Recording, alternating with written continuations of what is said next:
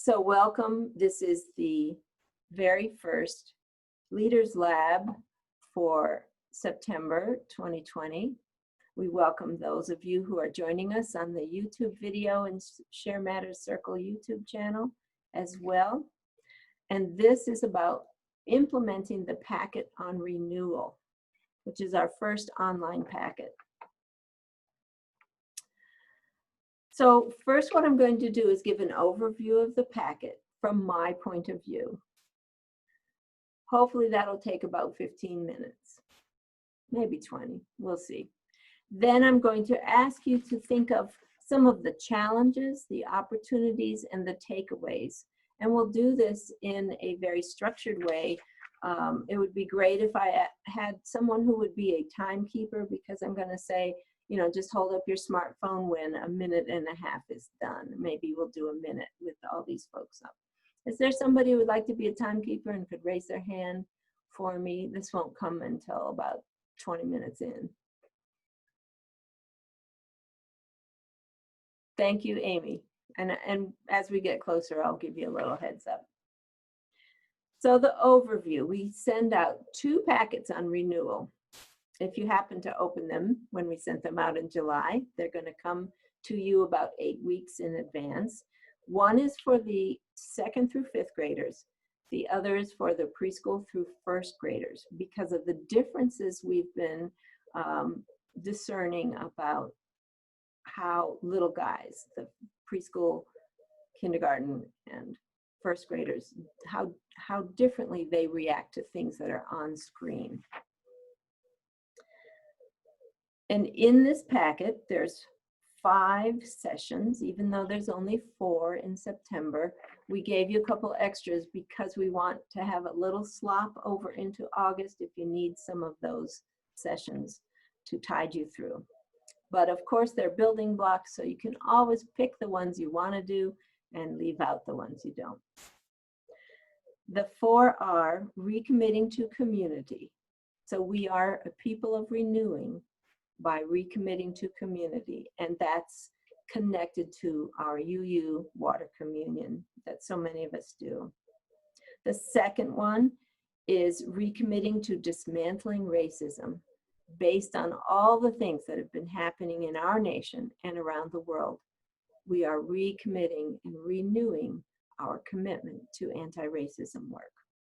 And I tend to use the word anti-racism, even though dismantling white supremacy really is probably what we're engaged in doing as a faith. But for the children, dismantling white supremacy has too many syllables. So we're going to do anti-racism.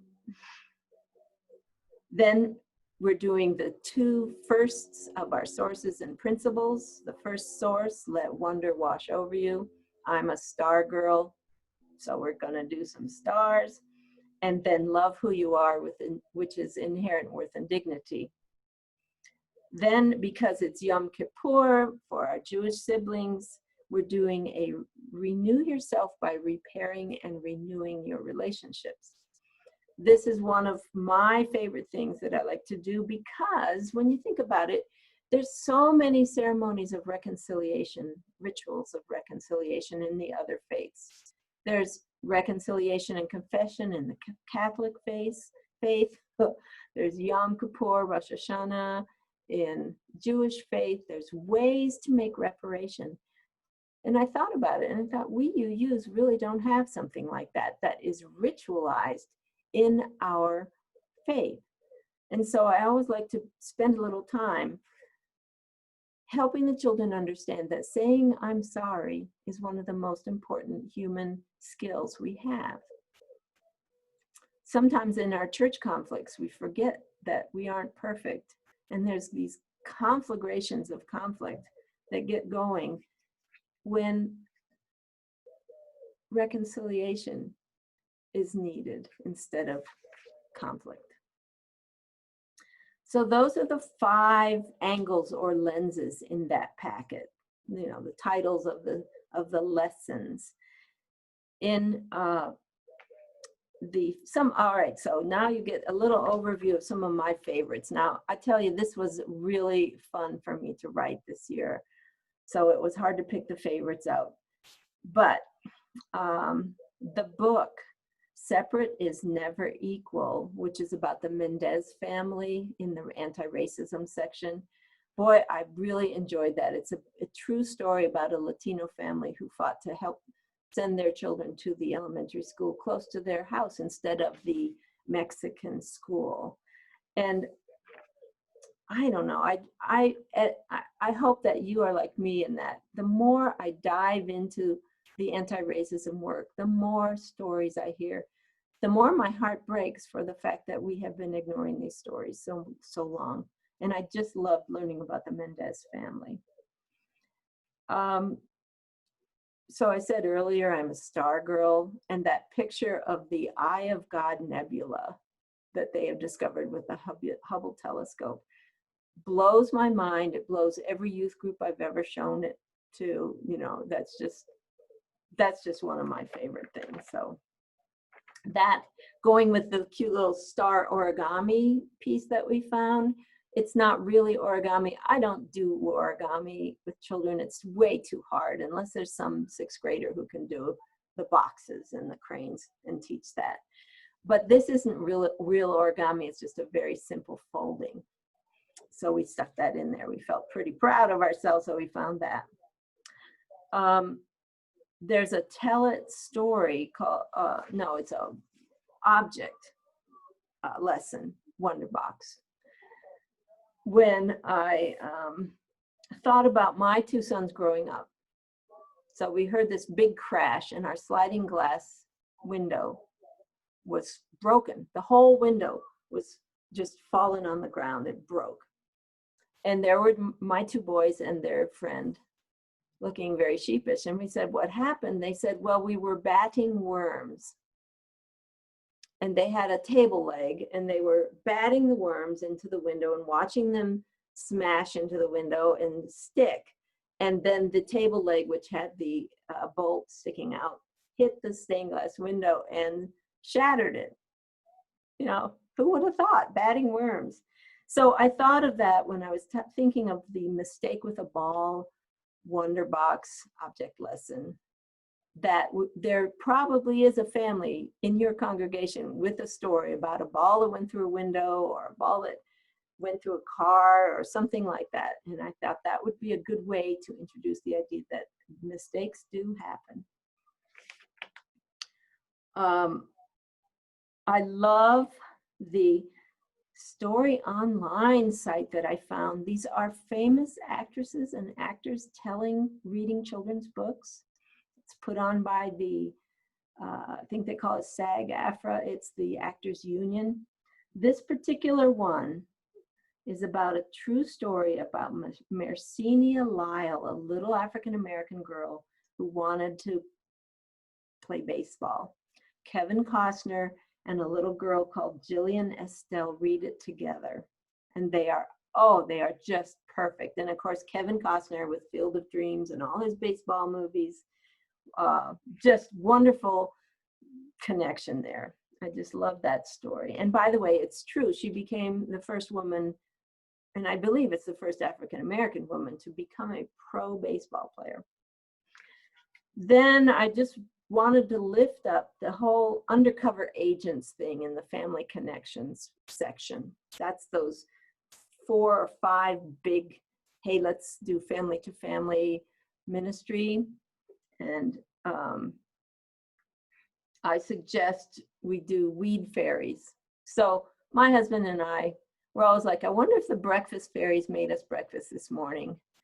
And we get up and they're, you know, for some reason, they're just disappointing. They just didn't get up themselves. So this is my language, that be a weed fairy and go weed someone's garden or mow their lawn when they're not looking. I think that would be cool.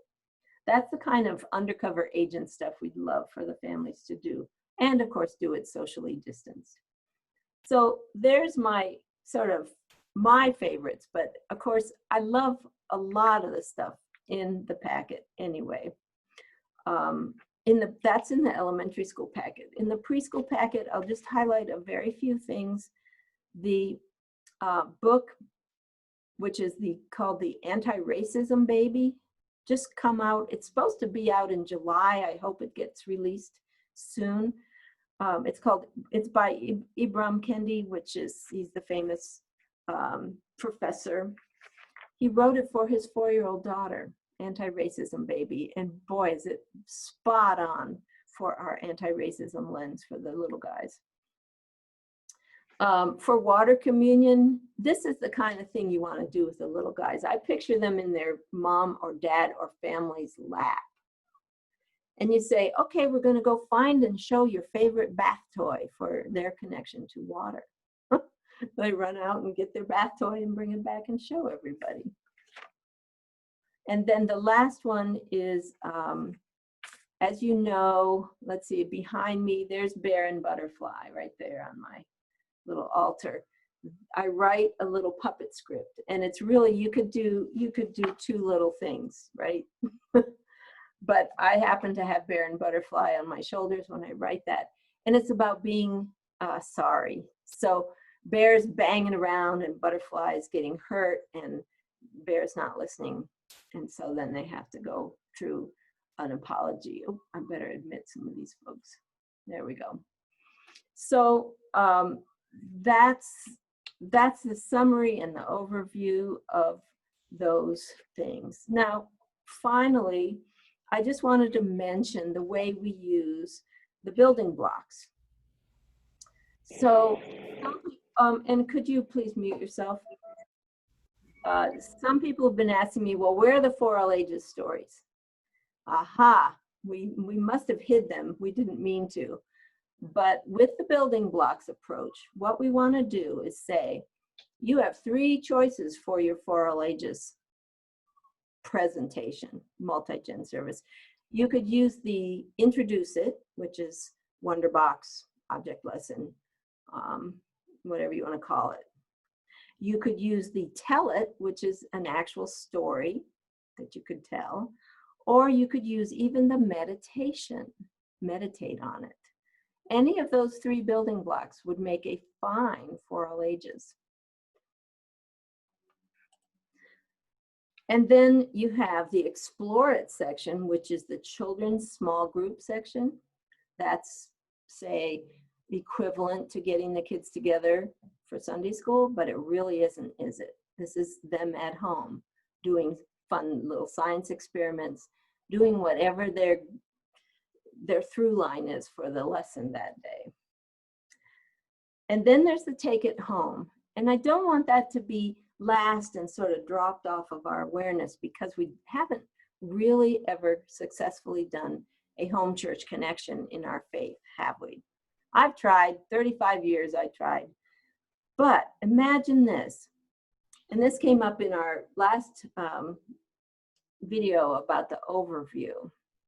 So somebody, might have been Beth, somebody described the family that said to them, oh, we're so tired of on-screen stuff. And yet it turned out that their family had just finished watching Frozen 2 for what, 2 hours and 10 minutes. And then they signed on for the yet more online churchy stuff. And of course they were bored stiff. But here's the deal. This is like 9/11, guys. This is a crisis in our country.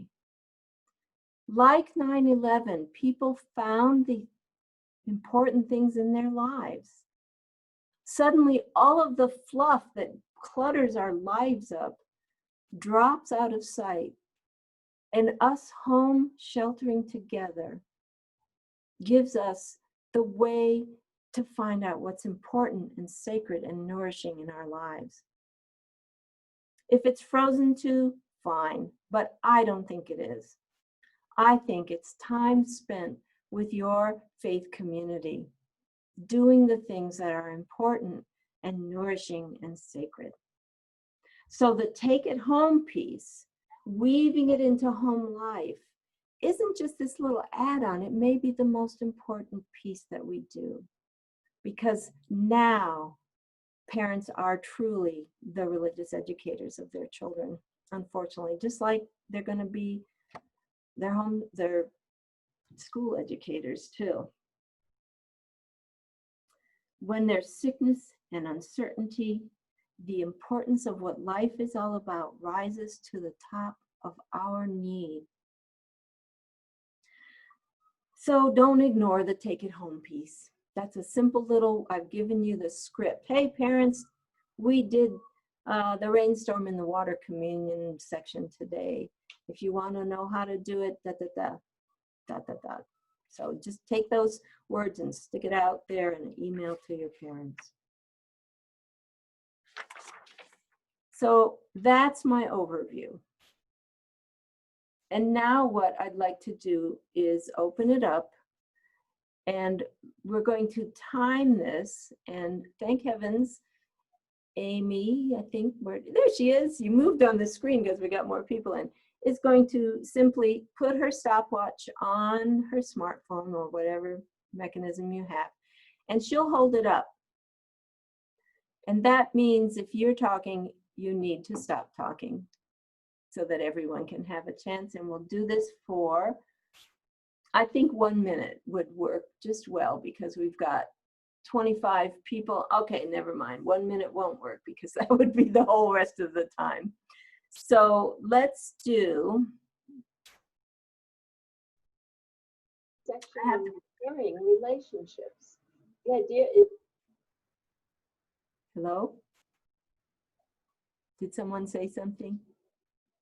Okay. Usually we have fewer people on this call, so I've got to reset my brain here.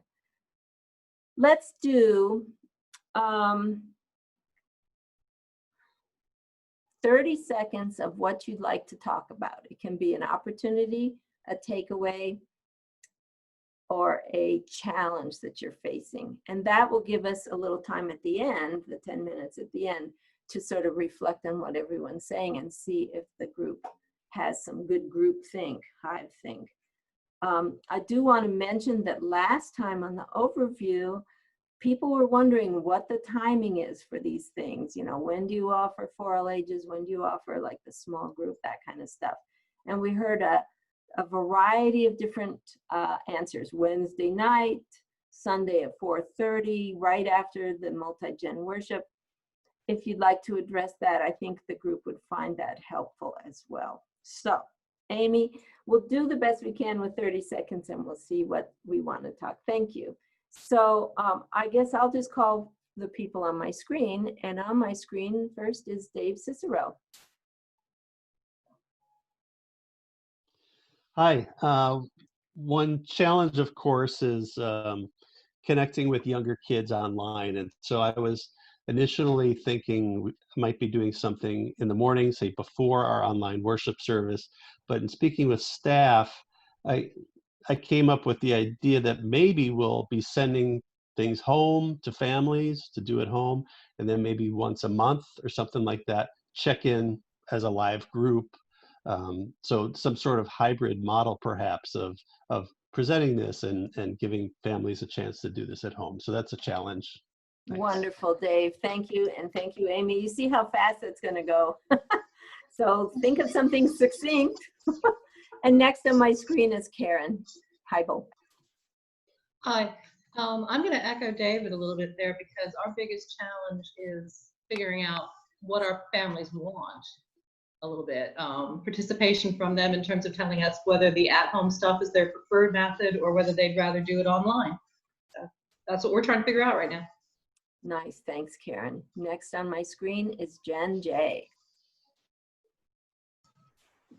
Hi, so this year we'll have larger age groups for our classes, knowing that we'll have fewer volunteers to support our programming. And so just, hitting that sweet spot of what's right for, our age groupings are a little different from what you've categorized here. So just hitting that sweet spot with the materials that will apply mostly to the different age ranges is the biggest challenge. Good thinking. All right, Michelle Mckenzie is next on my screen, or McKay.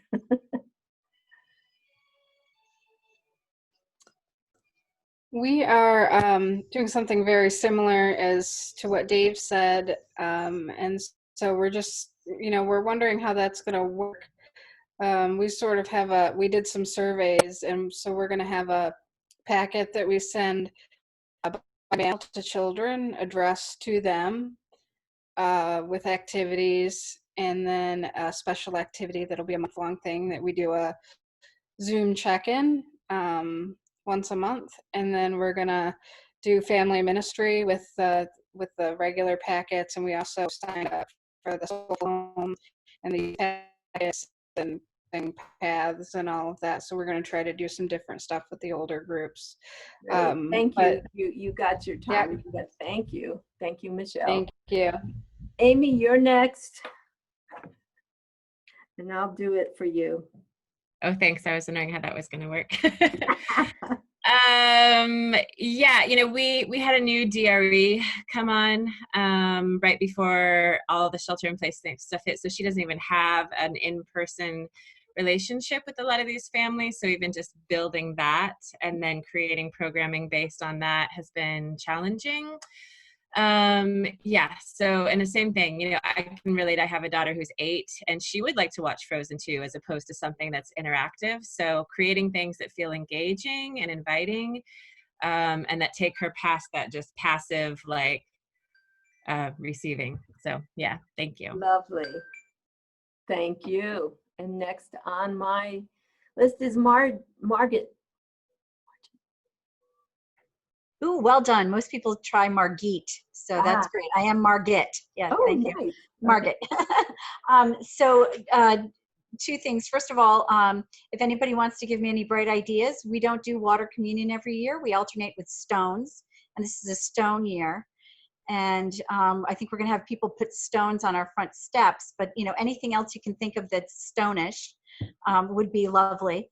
The other thing is we're a UU and UCC church, so modifying curriculum and everything to get a little of the Christianity piece bumped up a little bit is a challenge. Yeah, and use of facilities is always. Great. Nice, thank you. Sarah Cannon's next on my list. Yeah, thank you. I think the main thing for me is just the complexity of meeting people where they are. It's become clear that like a one-prong effort is not going to work for our congregation. So we've got synchronous and asynchronous resources that we're trying to offer. I'm also trying to send home physical like resource packs for some of our programming so that people can have hands-on activities so that we can be together on Zoom, but not leashed to it, if that makes sense, even when we're on. So yeah, it's just a complex task. Good, thank you, Sarah. Jan Price.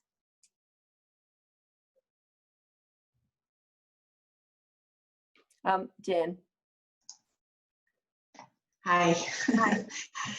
Hi. Forgot I had to unmute myself. I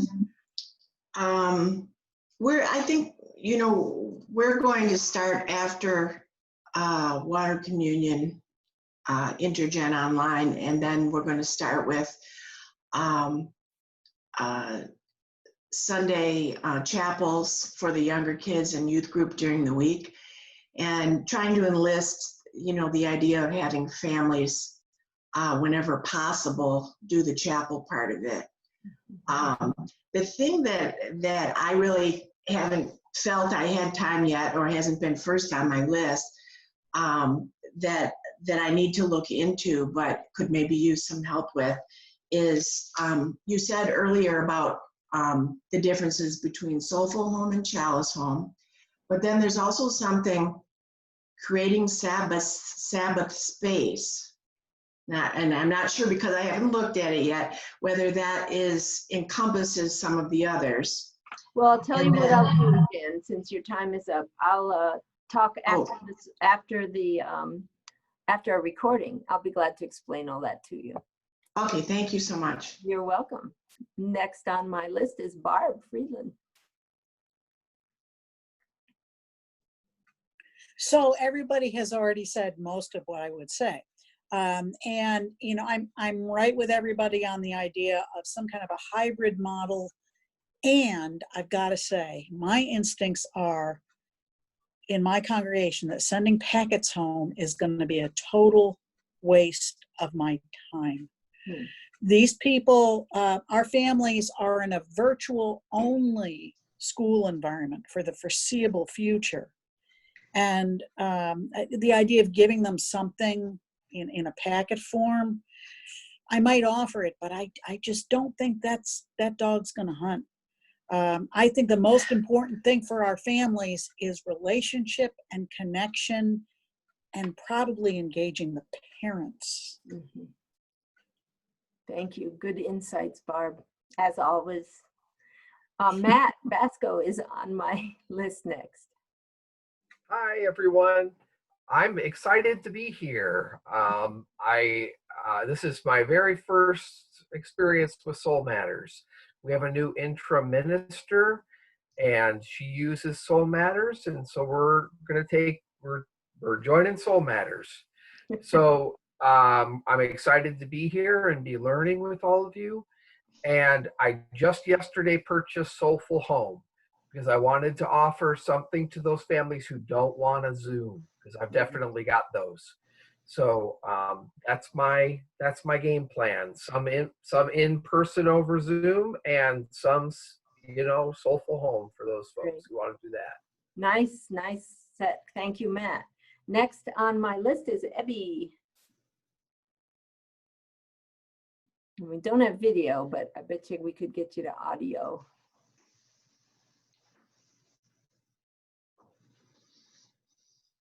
Okay, might be having some difficulties, and I don't see the chat. Okay, let's go to Beth Klein. Hey, my lights just went off again. We have no air conditioning at the church. It's really, really hot. So my deal is that we're going to continue with Sunday morning because we like the ritual of it. The groups will be smaller as far as size-wise. We're going to go ahead with our regular groupings. We did large groupings this summer, and the age range was just too wide with the different activities that we had. But we'll have also a hybrid type program, Sunday mornings online for 30 minutes. There'll be some small group meetings for the older kids with check-ins and other activities. And then once a week, we'll have an RE sponsored or faith development sponsored bigger activity. I'm working on a drive-in movie, virtual drive-in movie, not virtual, in-person outside drive-in movie for September. Great, Beth. Thank you. Sorry, we have Welcome. to rush. Leah's You're next fine. on mine. I'm sorry, who did you say? Leah, you. Okay, good. I was wondering. So I echo what a lot of people are saying, and I'm interested in the possibilities of things that we can't do in person online. So I'm interested in how can we bring as much agency to the children and youth to what we're doing, and choice. Mhm. Lovely. Karen Gonzalez. I started using the September resources this past Sunday. I had 2 classes. It worked pretty well. Handful in each, so not too bad. I'm planning on using some of the material for a family chapel every month instead of classes. And so just trying to decide if I'm going to use a whole lesson, pick and choose, and how all of that's going to work. I did use Soulful Home in the spring, Creating Sabbath Home. Sent it out to parents every week. I did have some parents who did the activities, but much like Barb mentioned, I find most parents are pretty maxed out with all of their responsibilities at home right now. So I'm not going to push that too much now. Great. Thank you, Karen. Reverend Leslie W. Hi. Our most successful thing to date has been sending home a box of fun stuff for the kids to do. So we actually have 3 entry points. We send home a box. We do 25 minutes pre-worship for family chapel, and we have a Padlet.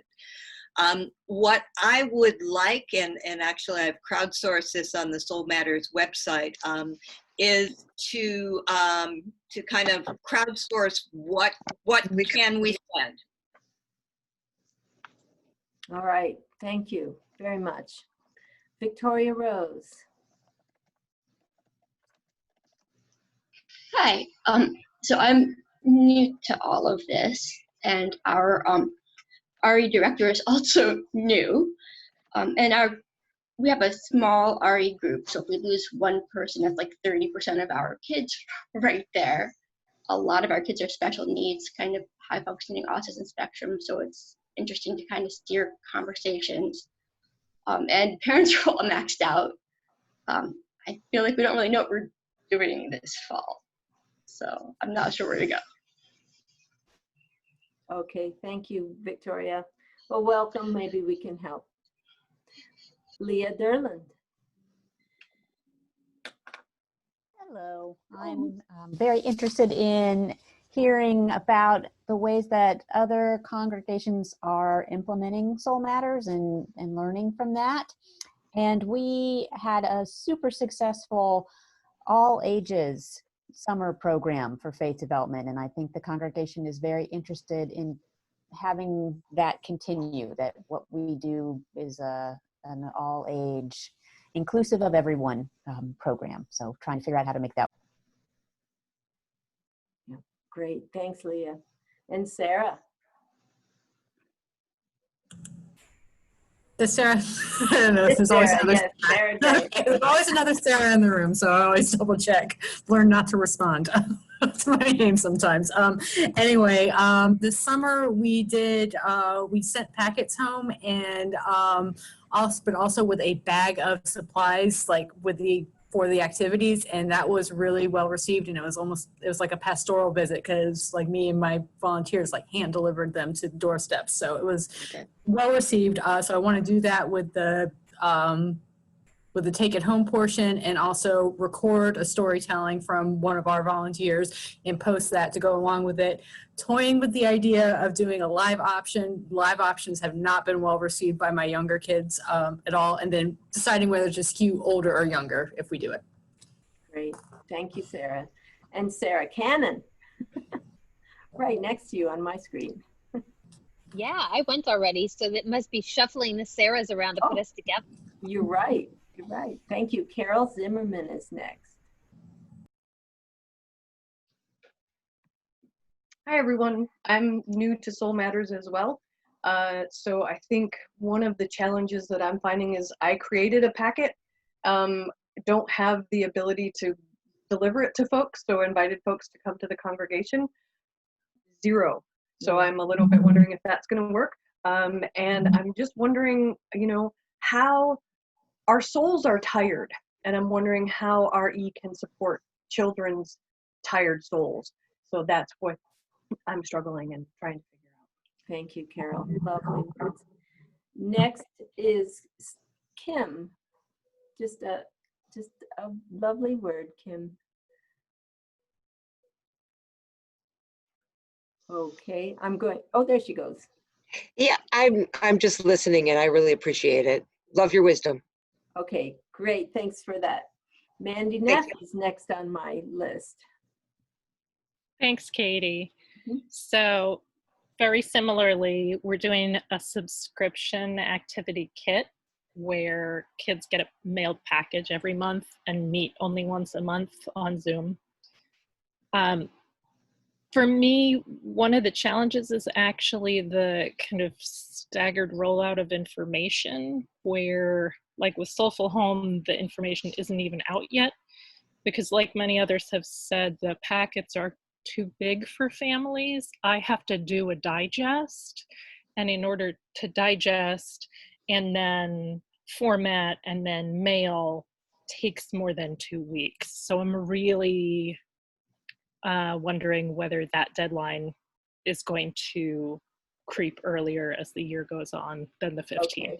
Mandy, your time is up, but thank you. Good point, and we will try to address some of that.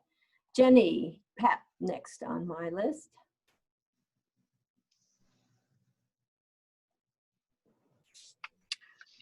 Hi, I'm in 2 congregations, and both of those congregations are new to Soul Matters this fall, and also crossing paths this fall. So I am just really interested right now to hear. They're both small congregations. We did very little this summer, and I'm actually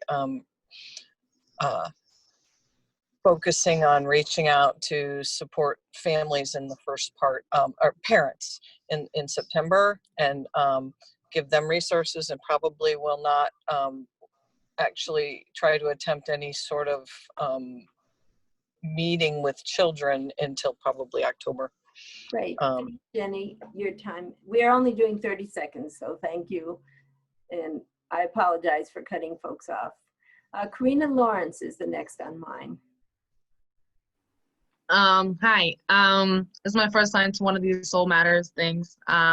We had a DRE that left, and she kind of informed us about Soul Matters, so we're trying to integrate it into our middle school and our high school groups, and we do a lot of bonding with our kids. And then this year we don't know this year we don't know what we're gonna do, so we're trying to figure out how to continue our bond with our youth, and we've kind of improved in our numbers somehow, and I'm thankful for that. But then we're just trying to like make sure we keep the UU love and faith and things like that. Awesome. Awesome. Good work, Karina. And Judy, welcome. Thank you. I'm going to launch right into Soul Matters on August 30th and get started. And this weekend I'm having an online retreat with my youth group and advisors, and we're going to use Soul Matters stuff, you know, in youth group as well. So I'm excited about it. Thank you. Great. Thank you. Next on my list, next to last, is Kathy Siegel. Hi. I'm mostly listening. I'm spending a lot of my energy around parent support. I'm going to be offering parents and caregivers as sexuality educators, and several groups, including one on the new version of Stamped, Anti-Racism, Racism and You, that will be youth and parents. Mm-hmm. But I really haven't figured a whole lot out yet. Thanks for letting me listen. All right. And next is Janet Murphy. Hi, all. Thank you for this. I stepped in as DRE a couple months before going virtual. I do know my congregation well, and I'm a lifelong UU and teacher, so I have a lot of advantages. But learning and experiencing the DRE world is inspiring. One thing that people haven't mentioned that I'm really considering is doing a all-group gathering to check in and light our chalice, and then going into breakout rooms with different support people for the different age groups. So that's interesting. I didn't hear anybody else talk about that. And then lastly, we do Soul Matters, and we are doing a coming of age program with 5 other congregations out here in California, virtual, so that the youth can all have support of each other. So I'm super excited about that. Lovely. Great opportunities. Now, I think I'm done. Is there anyone I've missed? I have 2 screens of people. What an exciting thing.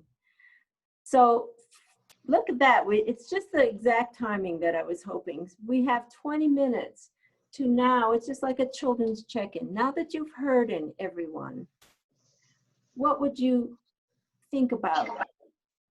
And what I'm going to do, since there's so many of us, I think I'll start at the end, since they had to wade through everyone. And let's try 30 more seconds of a takeaway or something that someone else has said that you would like to expound upon. I'm noticing a lot of good things happening in the chat list too, so please use that for, hey, I'm doing the same thing, you want to talk, that kind of thing. So Janet, you get to go first. I was going to say, I assume I first since I was last. I think one of my big takeaways is that we're all in this confusion together, and it's actually refreshing to hear a lot of people say, we're still trying to figure it out, because that's definitely what I'm doing.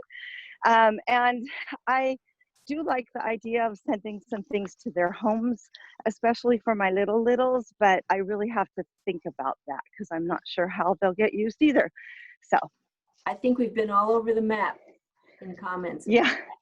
Yeah. And this summer we did a lot of just gathering socially and playing games, which has been really fun. And I've just sent an email in advance telling parents what they need to have for supplies. Like we did paper airplanes and we did a drawing challenge. And so that has worked pretty well. So I might just continue that.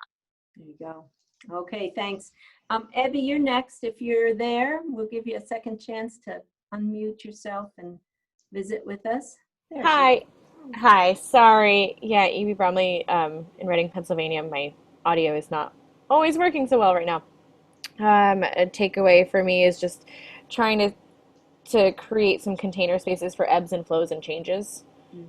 So identifying what's working and flowing and putting more energy into those spots. It's really interesting to hear how many people are doing mail order kind of packets, and that's certainly a direction I'm leaning in as well. Okay, and there goes the smartphone. Thank you. Great. Oh, everybody changed around, dear me. I guess it's Karen next on my screen, yeah. Hi, I just want to comment to Janet that I have heard of another congregation who's doing it that way, and I'm glad she brought that up because that's something I was considering doing as well, is starting off as one group and then having breakout rooms for the different age groups. And I'm meeting with my teachers this week, and I'm going to see how they feel about that, and we might move in that direction as well. Thanks for the reminder. Great. And next on my screen is Karen Heibel. Yeah, hi. My takeaway is I think that we're on the right track with our watchwords that we have in our programs right now, which is flexibility and patience. We may not be doing the same thing 2 months from now that we're thinking about doing next month, so we'll just see. Good point. Thank you for that. Good point. Next on my screen is Jen J. Sorry, I've been chatting and missed the prompt. So if you, I'll just listen to everyone else. That's fine. Okay, no problem. And next on my screen is Dave Cicero. I think I shared this in the chat, but we were successful this summer having a lockbox outside the church so those who live close to church could come pick up materials, in addition to the option of having things sent out to them.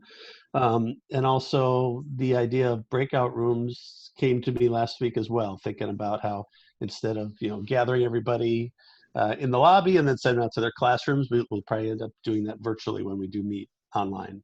Thanks. Good job. Thanks, Dave. Next on my screen is Judy Tomlinson.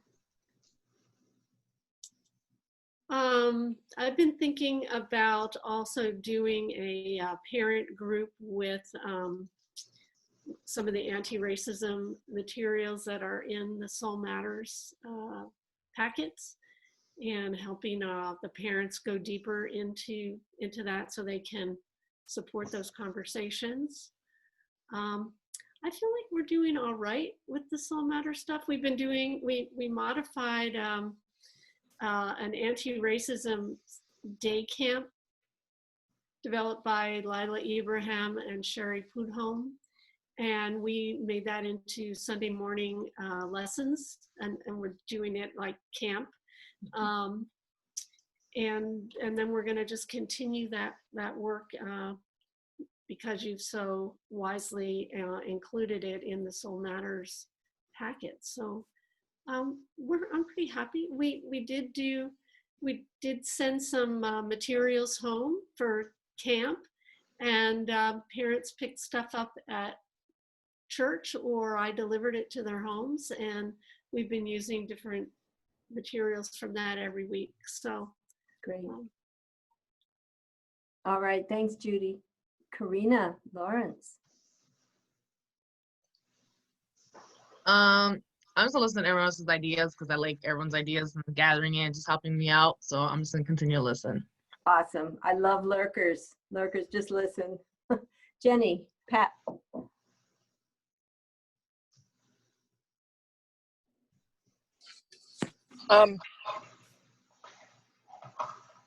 So I am, I'm really just listening. I'm interested to hear the mix between the people pushing, or not pushing, but engaging the children, and then the people really engaging the parents. And so I'm just interested in hearing those two different directions. Great, great resource here. Don't we have all these people? Okay, great. Mandy.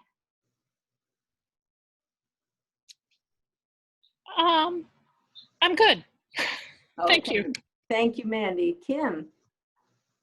Yeah, so thank you for affirming my tendency to lurk. And I'm about a month behind everybody. We won't start with our packets until mid-September. So I'm really benefiting from just hearing the wisdom in the room today, and really appreciative of this community. So that's it. Thank you, Kim. Next is Carol Zimmerman. I think some of my takeaways are, yeah, maybe waiting, giving September that time to allow, and then starting our RE in October. And I love the idea of bringing coming of age classes from other congregations. I mean, we're a very rural congregation, so, but if we're doing it virtually, maybe some of our other local regional churches would be willing to join in on that. So I love that idea as well. Great. Yes, and we are offering to help do that with Crossing Paths and virtual high school youth group too. It's like, oh, new silver lining. Sarah Cannon.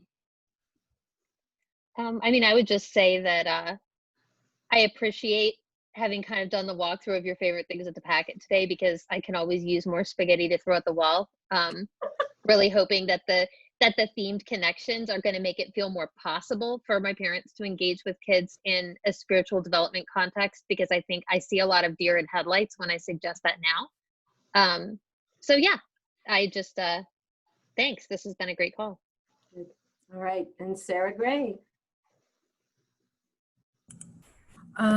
Yeah, I'm really intrigued by all the stuff I'm hearing about family chapel / RE for all, and kind of billing it like that, because my general response from parents is like, my 5-year-old doesn't respond to Zoom, and I get it, mine doesn't either.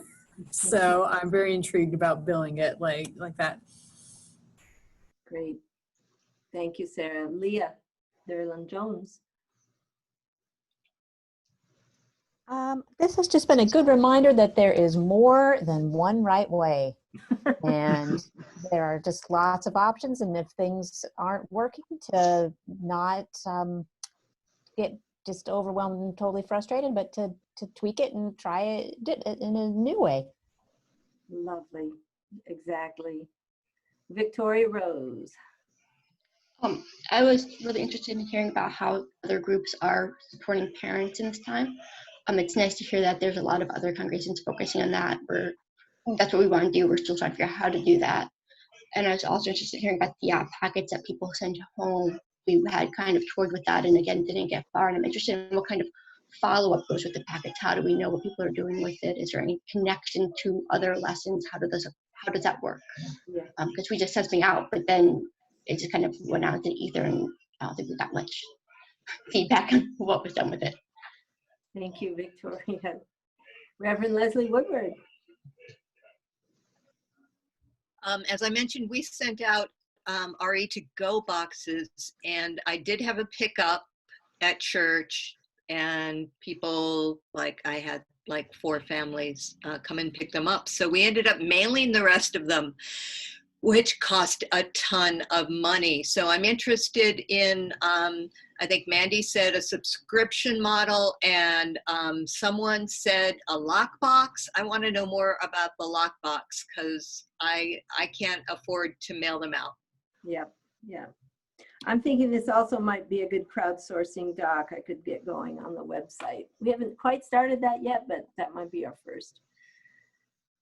Karen Gonzalez. Oh no, you went already. Sorry. I'm going to skip Leah herself. Thank you. So I am hearing and taking away how broken our families are right now and struggling. And so to be gentle with them and ourselves, and to go for the low-hanging fruit, to address the needs of people who are engaged and have a variety of things. And I would say that my minister and I are talking about a target date for getting everybody on board is the beginning of November, when we have a Wheel of Life service, and I plan to have a service of grief because we do milestones of the year then, and so many milestones were lost to us this year. Lovely. Leah, I'll mention that in the Creating Sabbath Spaces, we did a thing on grief too. There's some stuff you might be able to mine. Thank you. Thank you, Beth. Thank you, Leah. And Beth Klein next.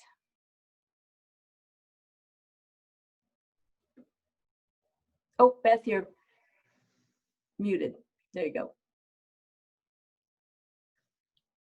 Some things are perfect for virtual. We have had a crazy positive response to our Gay Straight Alliance that we host through our congregation, like we've never seen before. So we've kind of stumbled into a bucket of honey instead of a bucket of something else. Lovely. Great. And Kathy, if you want to join us. And I'm just grateful for all the ideas. And what I was thinking was, this is a big opportunity to re-envision what we're doing. We've needed to do that for a long time. And for me, it has to do with staff teams working together to get us out of silos. It's family time. There are a lot of good things that families can do together. I don't have all the answers. I just have questions. Lovely. Good point. Matt Basco. I was really excited by the care boxes that some people dropped off for those with young children. I was going to ask if you could put in the chat any ideas you have for things that could go into a care box for children in first grade and younger. I'd be grateful for that. Thank you. Good idea. I'll drop these chat box things in the crowdsourcing document, and I don't quite know how I'm going to set it up yet, but we'll announce it. Barb Friedland.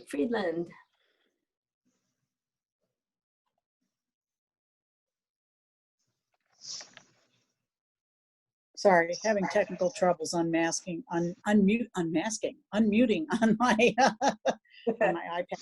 So what everybody's been saying, and the conversation yet again reminds me that this is a time of transformation.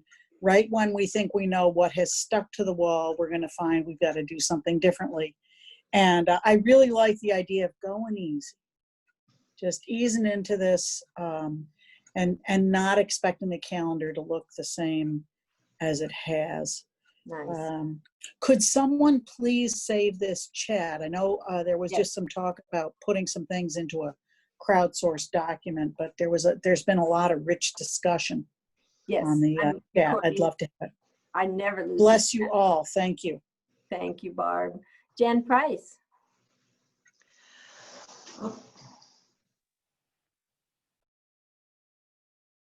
Jan, you just muted yourself. I must have clicked twice or something.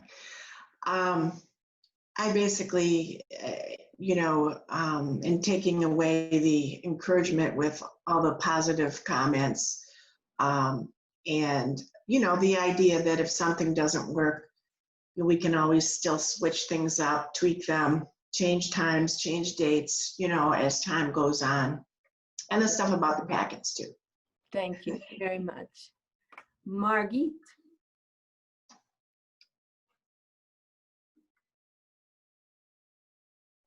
I'm so busy writing notes, I can't keep up. So, building on what Matt said about care kits for little kids, I'm also wondering about doing care kits for our college freshmen. Mm-hmm. And what those might look like this year, maybe a set of blue blocker glasses. But we haven't done that in the past. I would love to get people's idea. What do you put in your kids going off to college? If you do care kits for them, what do you put in those? And how might that change this year? I would love to know that. Great. Okay, thank you. And our wonderful, wonderful timekeeper, Amy, I'm going to give you an extra 15 seconds just for being so good. Thank you. Oh boy, may I use that well. We've been so focused on digital that I really, really appreciate this idea of the packets and having something that they can hold in their hands that really, we talked a little bit in our worship leaders Soul Matters group the other day about, the element of play and how when you switch out of that taskmaster to-do list stuff, it reinvigorates you and restores you in a way. So having something that really centers families in that spirit of play, I think is really, really important. And I really appreciate that. And just the, reflection that yes, we're all learning and there's going to be a lot of mistakes and a lot of flops, but that this is part of the process as we learn how to serve our congregation right now. So thank you. Wonderful. Now, look at that. You are perfect on that. As far as I can tell, everyone's had a chance to go. And I'm aware. I didn't get a chance to go. Oh, who is I? Where are you? Michelle Mckenzie. There you go. Yeah. All right. Just real quick. I love the idea of sending a supply list home, so we don't have to send those in the mail. I would love a way to see like the collected results of how things are going for people, especially this group who are using Soul Matters, because there's so much information there. Just see how it's working for people. We're going to do pre-registration for the packets that we send home. I second the Soul Matters. The Soulful Home coming out so late in the month. That's really hard for me. Mm-hmm. And I just want to say, my favorite thing as a kid was receiving my Scholastic magazine every month. Yeah. And every single page I went through. And so I'm hoping the packet that we send directly to kids in their name is as successful as that Scholastic magazine. I love it. Well, we've shared so many good ideas, and we are the Soul Matters Sharing Circle. We restore the holiness of the world through loving kindness and compassion. Everyone participates. It is a collective task. Every act of loving kindness, no matter how great or small, repairs the world. From Rachel Naomi Remen. So I'm going to stay on if you want to chat. Otherwise, goodbye. I'm going to stop the recording. Thanks for all to be here. Mm-hmm.